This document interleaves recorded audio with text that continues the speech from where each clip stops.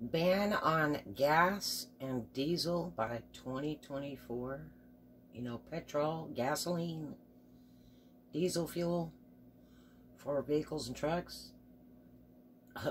Well, yeah, that's true. In California, they're going after that big don't pollute the air thing again, like they did, you know, in the 80s.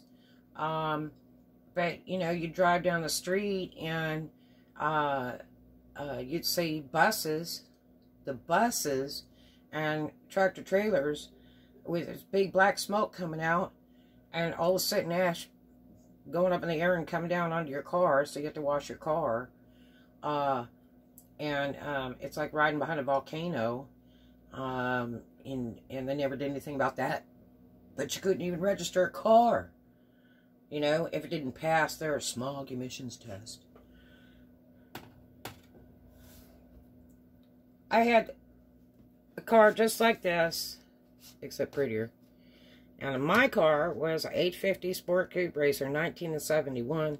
My daddy had bought me a beautiful white Mercedes top to put on the car from a guy he knew to custom make it, because I drove around for years without a top on it. It was a rag top. It was raggedy.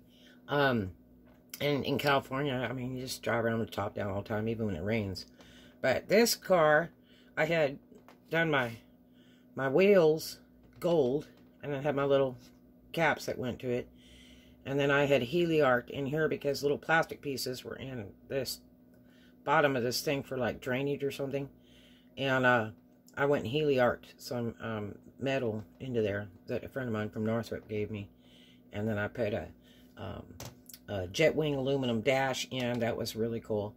And I came up with the idea that cars should have a mapping system in them. And I told a friend of mine at Northrop, and I guess they made millions on that so far with my cool ideas. But yeah, so the car that I had, it looked just like this, my 71 850 Sport Coupe Racer with a 1000 block engine, independent suspension all the way around, stick shift, 4-speed. That was so cool. I tried to get it registered repeatedly. When I bought it, I didn't pay nothing for it, like 400 bucks. It was really cool. I drew the heck out of the guy. Let me see if I can get this to stay up. And,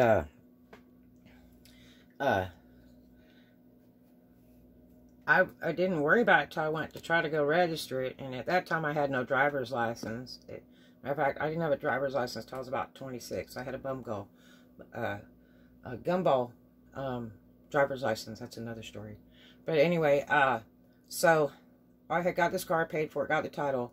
It came with Alaska tags on it, and it didn't even belong to the guy that was selling it.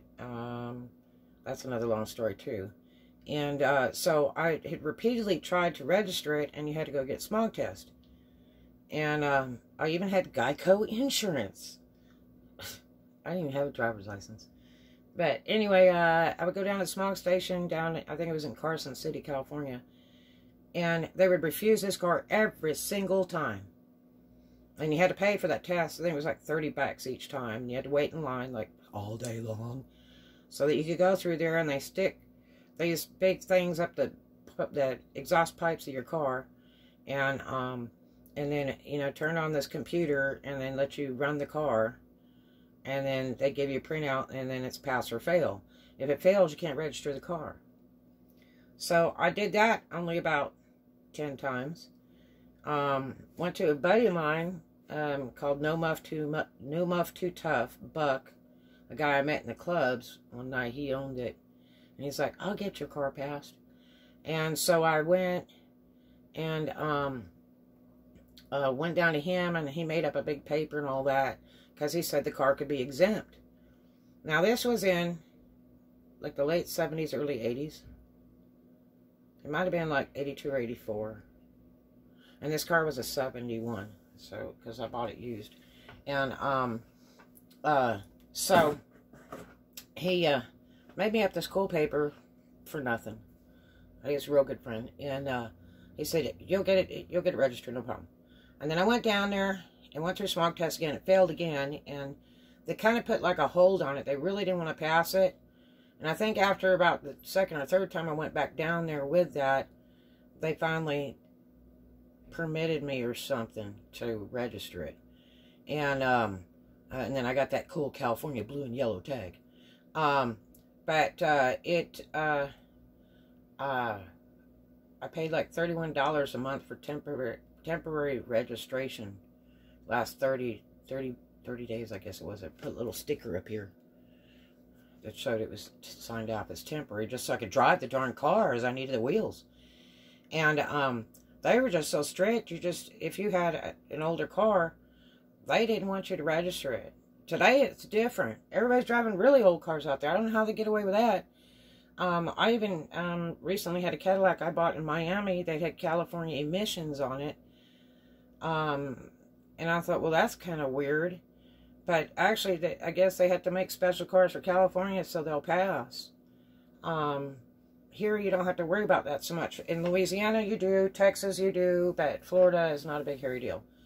And Alabama, it's not a big, hairy deal. At least lower Alabama, anyway. But, yeah, so, you're talking about emissions again? And I went through hell. I got stopped all the time. I went through hell just to get tags on that little car.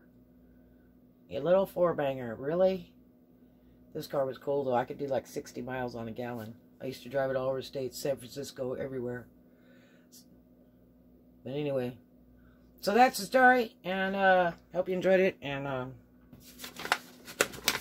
I guess it's time for you guys to all move to Florida. Talk to you later. Pack the car, go to the store, get your ma, roll on to Florida. Talk to you later.